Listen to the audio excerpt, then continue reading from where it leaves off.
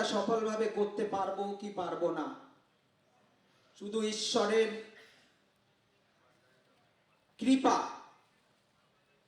অদম্য ভালোবাসা, আমরা যে কাজ করছি আমাদের প্রতি স্নেহ করুণা বর্ষণ, তার জন্য আমরা এইটা করতে পেরেছি। হয়তো আরো অনেক ভালো করে করতে পারতাম, সেটা না করতে পারার কারণ হচ্ছে আমরা ঐক্যবদ্ধ নই। তার মূল কারণ কিন্তু ইগো, অহংকার। একটা বড় সংগঠন বড় করতে গেলে আমার মনে হয়েছে আমার জীবদ্দশায়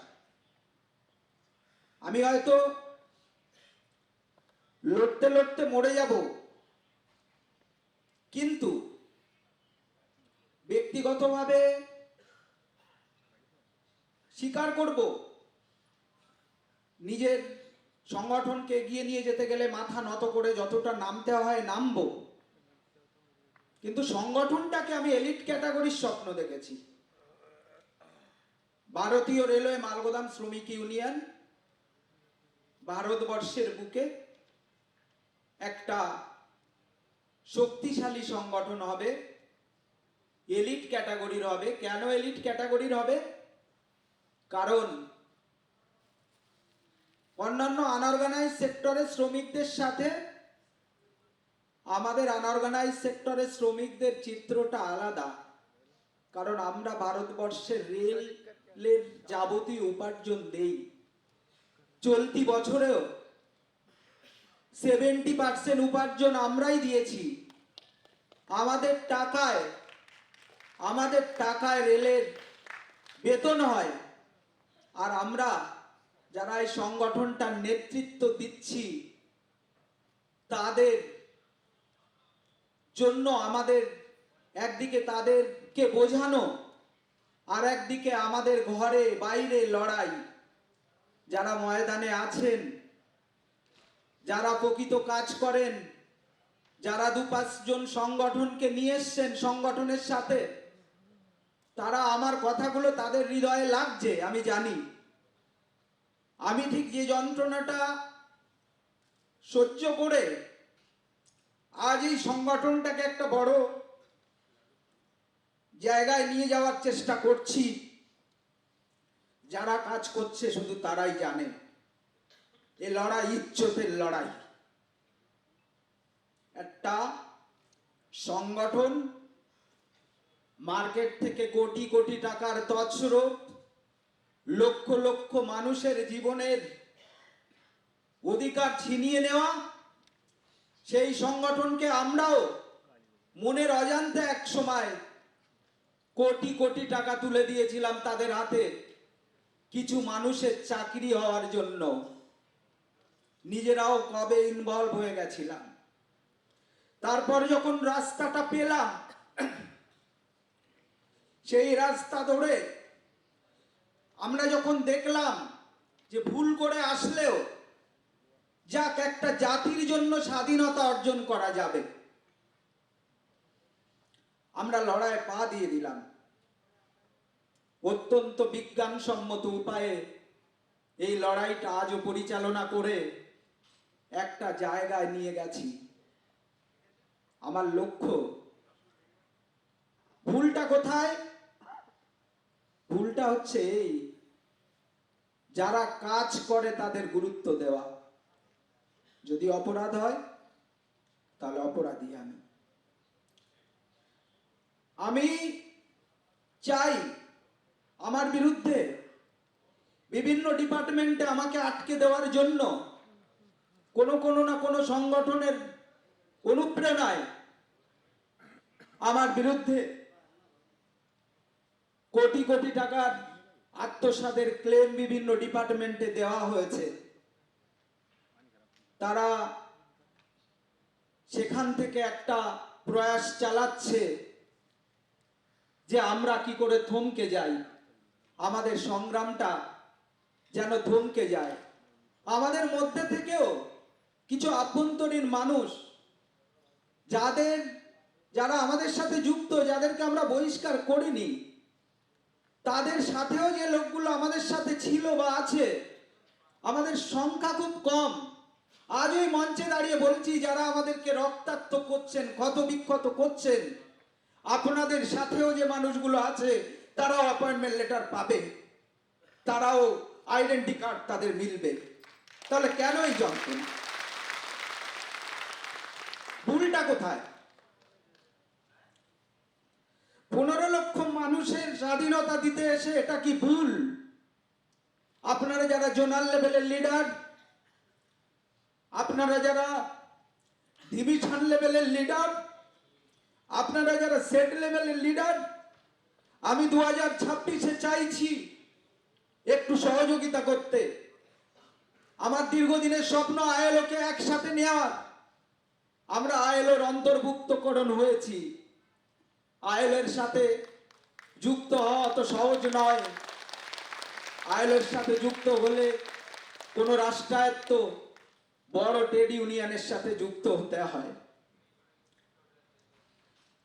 আমরা সরাসরি আমাদের ইউনিক কাজ দিয়ে ভারতবর্ষের বুকে আরো বড় বড় অনেক ট্রেড ইউনিয়নের মতো কোয়ালিটি দিয়ে আমরা আইএলওর সাথে যুক্ত হয়েছি। 15 লক্ষ লেবারের ভবিষ্যতের ভার এখন শুধু আমার নয়, শুধু ভারত সরকারের নয়, আন্তর্জাতিক লেবার অর্গানাইজেশনেরও।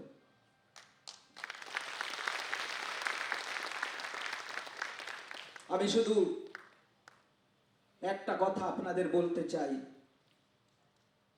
যারা জোনাল ডিভিশন, যারা কাজ করছেন, যাদেরকে লিডারশিপ দেওয়া হচ্ছে, যারা বসে গেছেন, তারা যদি কাজ শুরু করতে চান আমার সাথে বলুন, খুলে বলুন।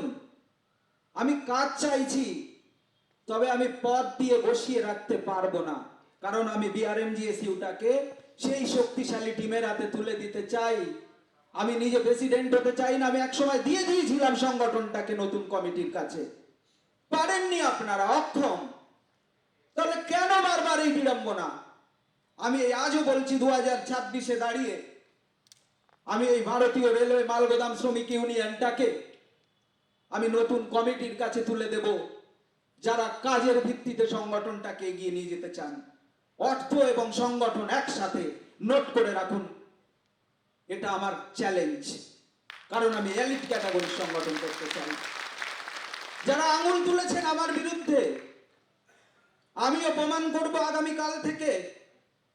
আমি মাননীয় এনএসআরসি মানবাধিকার কমিশন, যিনি ভারতবর্ষের বুকে, যিনি সততা নিয়ে কাজ করেন, যে প্রিয়াঙ্ক কানুনগো মহাশয়ের কাছে আমার যাবতীয় অ্যাসেট, আমার যাবতীয় লাইবিলিটিস, আমি এই সংগঠন করতে গিয়ে 2 কোটি টাকা লোন করে ফেলেছি, যার ইএমআই দিতে পারি না, কোর্টে হাজিরা দিতে হয় আমাকে। আপনারা কেউ 5 লাখ, কেউ 10 লাখ, কেউ 20 লাখ টাকা হয়তো লাইবিলিটিস নিয়ে ঘুরছেন। আমি কোটি কোটি টাকার পার্সোনাল লাইবিলিটিস নিয়ে ঘুরছি, কারণ এই সংগঠনটাকে স্বপ্ন দেখেছি একটা জায়গায় পৌঁছে দেওয়ার জন্য।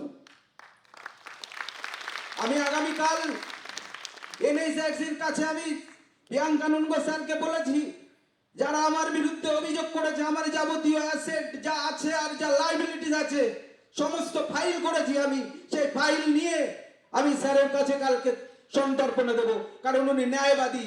যদি আমি ফ্রড প্রুফ হই, তাহলে উনি আমাকে শাস্তি দেবেন।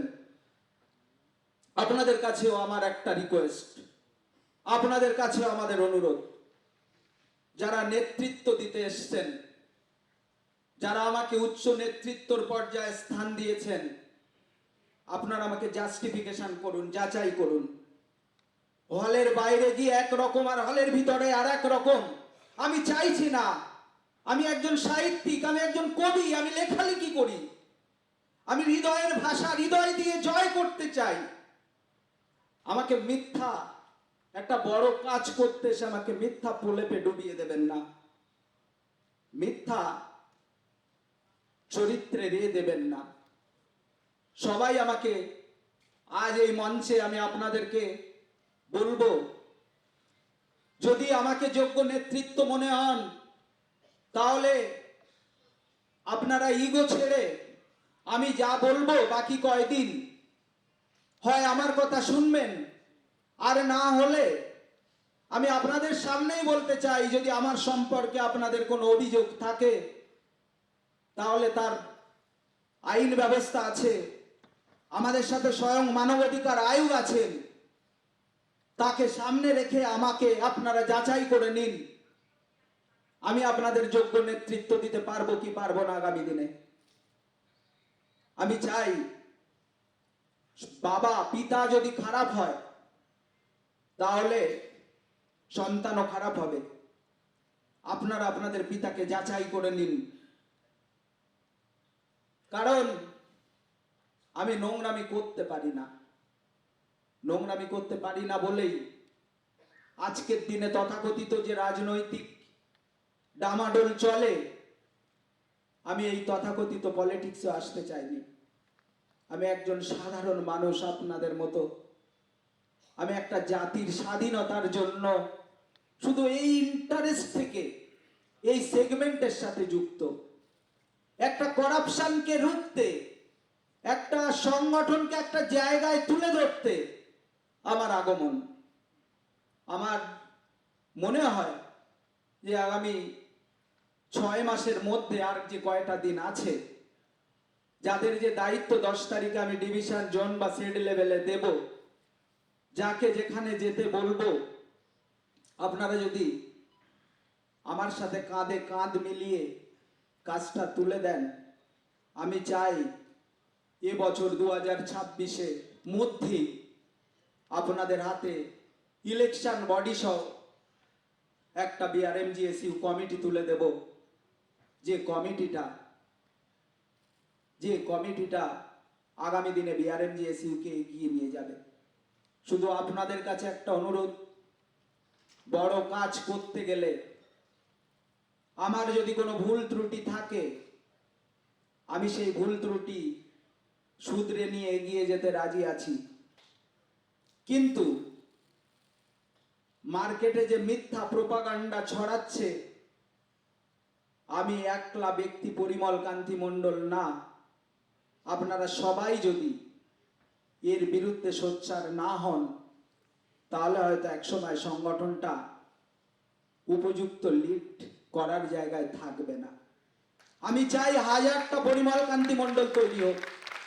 আমি চাই প্রেসিডেন্ট পরিমল কান্তি মণ্ডলের জায়গায় আপনার মধ্য থেকে ইলেকশন বডি করে চলে আসুক সেখানে সেরকম নেতৃত্ব। আমি থাকি আর না থাকি, ভারতবর্ষের বুকে একটা ইতিহাস রচনা করে দিতে চাই যে বিআরএমজিএসইউ একটা সংগঠন, রাষ্ট্রীয় সংগঠন, আন্তর্জাতিক সংগঠন, যে ক্ষুদ্র, যাদের নিয়ে মানুষ নাক সিটকাতো মালগোদাম সেগমেন্ট থেকে সে আজের বিশ্বের একটা জায়গা তৈরি করে নিয়েছে। স্বয়ং আইএলওর স্যারের সাথে আমি ওনাকে রিসিভ করলাম, কথা হচ্ছিলেন, আমার দেওয়া বিভিন্ন আর্টিকেল ওনাকে দিয়েছি।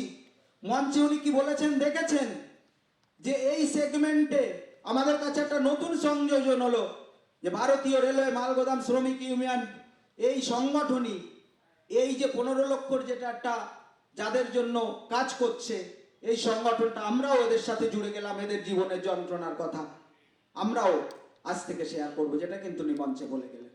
এটা আমাদের কাছে বড় পাওয়া। আমি চাই একটা জিএম এর যেমন ভ্যালু, আমাদের যারা জোনাল দায়িত্বে পাচ্ছেন তারা কিন্তু জিএম এর মতো ভ্যালু নিজেকে ভাবতে শিখুন। আপনি অনেক বড় ভাবতে শিখুন। ক্ষুদ্র পরিমল কান্তি মণ্ডল তার ব্যক্তিত্বকে না দেখে একটা জিনিসে ফোকাস করুন, কি করে আপনি এই সংগঠনটাকে একটা বড় জায়গায় নিয়ে যেতে পারেন। যে সেগমেন্ট নিয়ে আমরা কাজ করছি বন্ধু, আমাদের একতার খুব দরকার। আমরা সংগঠনটা বুঝিনি তাই আমরা পিছনে লাগালাগি করছি। আবার খুব হাসি লাগে যখন সংগঠনটা আন্তর্জাতিক মানের জায়গায় নিয়ে যাচ্ছি, তখন পরিমল কান্তি মণ্ডলের বিরুদ্ধে যেসব স্ক্যামার রিপোর্ট আসে, আমার নিজেরও খুব লজ্জা করে যে এটা আমারই দোষ, মাথা পেতে নিলাম। হ্যাঁ, আমার কোনো ত্রুটি, আমি হয়তো সব শ্রেণীর সাথে মিশে উঠতে পারিনি। আপনাদের সাথে কথা দিচ্ছি, সংগঠন করতে গিয়ে আপনারাও আমাদেরকে ভুল ধরিয়ে দেবেন, যা করতে হয় তাই করব, কিন্তু সংগঠনটাকে নষ্ট করতে দেবেন না। আজ বিআরএমজিএসি এর নামে যে কলঙ্ক, যে কোনো যেটুকুই গেছে, এটা তো আমরা করি না, চোখ দিয়ে জল আসে, স্তম্ভিত হয়ে যাই, কথা বলতে ভালো লাগে না। প্রত্যেকটা ইতিহাস দেখুন, আমরা প্রত্যেকটা জয়ের আপনারা ভালো করে যখন বাড়িতে যাবেন একা একা ভাববেন যে বিআরএমজিএসইউ এই ভারতবর্ষে মালগোদাম সেগমেন্টের জন্য তাদের কৃতিত্ব কি। ভুলে যান পরিমল কান্তি মণ্ডলের কথা, কৃতিত্বটা কি আছে। দেখবেন অনেক সমাধান, যে আজকে এই জাতিটা আনঅর্গানাইজ সেক্টরে যদি প্রথম স্বাধীনতা আসে, এই জাতিটারই স্বাধীনতা আসছে। এবং আগামী মে জুন মাসের মধ্যে দেখবেন যাদের লিস্ট জমা হয়েছে, সব কথা স্যার মঞ্চে বলতে পারে না, সবাই অ্যাপয়েন্টমেন্ট লেটার পাবে, সবাই আইটি পাবে। যে স্বপ্ন নিয়ে এসছেন অনেক দূর থেকে, নিশ্চিন্তে মনে বাড়ি যান। আপনাদের জন্য ডু অর ডাই নীতি নিয়ে এসছি, হয় মরবো অথবা কাজ করব। আপনাদের কাছে আমি বলবো ডু অর ডাই, পিছনে একটু কথা না বলে একটু শুনবেন। ডু অর ডাই এই নীতি নিয়ে আমরা কাজ করছি। আমি বাংলায় বললাম, অনেকে হিন্দিভাষী আছে, আবেগটা হিন্দিতে প্রকাশ হয় না সেইভাবে, তাই বাংলাতে বললাম। আমাদের পরে আমি যাকে ন্যাশনাল কনভেনর অনেক লক্ষ্য নিয়ে বানিয়েছি, কাশীনাথ গায়েনকে। কাশীনাথ গায়েন একটা ব্যক্তি হিসাবে আমি দেখিনি, আমি ওর লড়াইটা দেখেছি, যে 10 বছর ধরে, 8-10 বছর ধরে আমার থেকে সিনিয়র। আমিও ওর কাছে প্রথম ইউনিয়নে, আমার বাবলু সাফুই, কাশীনাথ গায়েন আমার গুরু, সত্য কথা বলতে অস্বীকার নয়। তো তার কাছে যখন দিশা নেই, তারপরেও একটা টিমকে কিভাবে ধরে রাখে, কি করে ঐক্যবদ্ধ রাখতে হয়, আমি ওর কাছ থেকে শিখি। আমি অনেক জুনিয়রের সাথে খারাপ ব্যবহার করে ফেলি, আমি কাজটাকে গুরুত্ব দিতে গিয়ে হয়তো মনের অজান্তে কোনো ভুল করি। আমি যখন ওকে দেখি যে ওর পেশেন্টের, ওর যে ধৈর্য, ওর যে প্রত্যেকটা ফোন অ্যাটেন্ড, ও যে তাদেরকে একসাথে করার যে মানসিকতা, আমার মনে হয়েছে ভারতীয় রেলওয়ে মালগোদাম শ্রমিক ইউনিয়নটাই কাশীনাথ গায়েনই পারবে আমার সাথে হাত মেলালে, যে 15 লক্ষ লেবারের ঘরে এই আলোটা পৌঁছে দিতে, এটা কাশীনাথ গায়েনের হাত ধরেই হবে। আমার মনে হয়েছে এটা আমার সাথে যারা আছেন তারা মন থেকে মেনে নেন আর না নেন, এটা ইগোতে নেবেন না। আমিও চাই আপনি যদি আমার সাথে থাকেন, আপনার যদি যোগ্যতা থাকে, আপনি আসুন, এই ডায়াসটা ছেড়ে দিচ্ছি আপনাকে, আপনি নেতৃত্ব দেন, কোনো বাধা নেই। আমি কাশীনাথ গায়েন পায়ের ধারে বসে কাজ শিখবো। কাশীনাথ গায়েনেরও ইগো নেই, আমারও ইগো নেই, আপনার পায়ের ধারে বসে কাজ শিখবো। মার্কেটে দয়া করে প্রোপাগান্ডা চালাবেন না, নিজেদের শত্রুপক্ষের সাথে হাত মেলাবেন না। আসুন, নাই তো ঘরে আছি, মনে হয় যদি আমি ভুল করে থাকি জুতা নিয়ে এসে মেনে যান। এখানে নেই মিডিয়া, নেই কেউ, কিচ্ছু অসুবিধা নেই, ভুল করলে শাস্তি দিয়ে যান। কিন্তু একটা অনুরোধ, যে আমরা সাংগঠনিকভাবে অনেকখানি এগিয়ে গেছি, যারা স্ক্যাম করা সংগঠক তারা আজকের পরে গর্তে ঢুকে গেছে, আমাদের কপি করে তারা সংগঠন চালায়। হয়তো তাদের কাছে টাকার পাহাড়, আমাদের কাছে টাকা নেই, আমাদের কাছে আদর্শ আছে। আমরা চোখের জলে গরিব থেকে বড় হয়েছি, বড়লোক ঘরের সন্তান নই আমরা। আপনাদের কাছে অনুরোধ, ভারতীয় রেলওয়ে মালগোদাম শ্রমিক ইউনিয়নটাকে একটা শক্তভক্ত জায়গায় নিয়ে যান। যারা লিডার আছেন, তারা যারা স্লিপিং মুডে আছেন, যাদের কাছে অনেক ম্যান পাওয়ার রয়েছে, আমি বলবো যে একটু অ্যাক্টিভ রোল প্লেন। আর চালাকি দিয়ে কখনো বড় কাজ হয় না, চালাকিটা সহজে ধরা পড়ে যায় চোখে। আর আমরা যেহেতু কবি সাহিত্যিক, চালাকিটা চোখের সামনে দেখলে আমরা স্বাভাবিকভাবে মিশতে পারি না, এটাই অপরাধ। কারণ আমাদের মধ্যে তো নকল নেই, আমরা স্বাভাবিকভাবে মিশতে পারি না, এটা অপরাধ। তো আপনাদেরকে বলবো, ভারতীয় রেলওয়ে মালগোদাম শ্রমিক ইউনিয়নটাকে মজবুত করার জন্য আগামী দিনের যে কর্মসূচি নেওয়া হয়েছে, 10 তারিখে আমরা জোনাল ডিভিশন লেভেলের লিডার ঘোষণা করব। আমরা 850 বুথ সেটে 2026-এ আমরা ট্রাই করব 1 লক্ষ মানুষের অ্যাপয়েন্টমেন্ট লেটার দেওয়া। এই লক্ষ্যে আপনারা এগিয়ে চলুন। 1 লক্ষ মানুষের আমরা অ্যাপয়েন্টমেন্ট লেটার দিতে চাই, 1 লক্ষ মানুষের আইডেন্টি কার্ড দিতে চাই, 1 লক্ষ মানুষের আমরা মাসে 30,000 টাকা বেতন দিতে চাই। সে আমার শত্রু হোক আর মিত্র, এই কাজটা আমি করে যাব। ভারতীয় রেলওয়ে মালগোদাম শ্রমিক ইউনিয়ন জিন্দাবাদ, শ্রমিক একতা জিন্দাবাদ।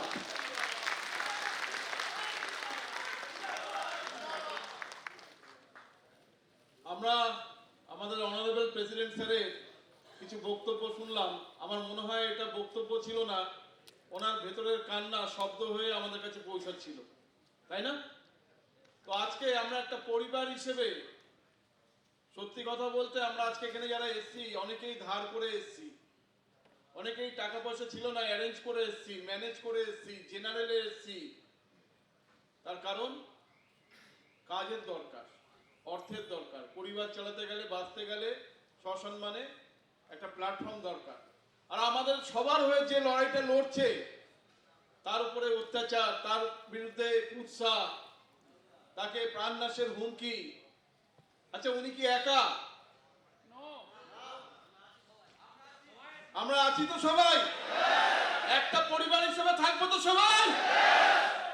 শুধু একটা কথা বলি স্যারের উদ্দেশ্যে, স্যার একজন সাহিত্যিক, বিবেচক, ডক্টরেট করা মানুষ, তারপরেও বলি এই কর্মপদ্ধতি এই প্রথমবার না, এ তো আগেও হয়েছিল নেতাজি সুভাষচন্দ্র বোসের সাথে, এ তো আগেও হয়েছিল স্বামী বিবেকানন্দের সাথে, বারবারই হয়েছে।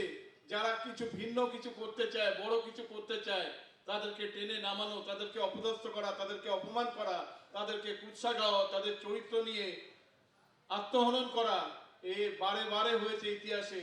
আর যাদের বিরুদ্ধে হয়েছে তারা কিন্তু ইতিহাসের সাক্ষী, আজকে ইতিহাসের অংশ, তাদের জীবনী পড়ে আমরা বড় হয়েছি।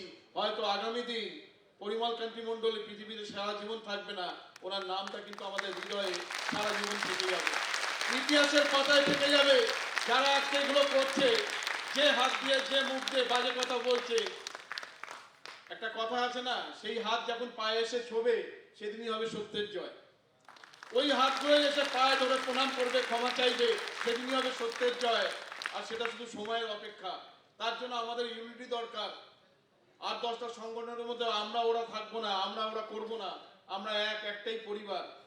চাকরি সেটা তো আমাদের সবার প্রয়োজন, সবার দরকার, কিন্তু পাশাপাশি আমাদের দায়িত্ব, আমাদের নীতি, আমাদের আদর্শ, আমাদের ডিসিপ্লিন, স্যার বারবার করে যেটা বলছেন।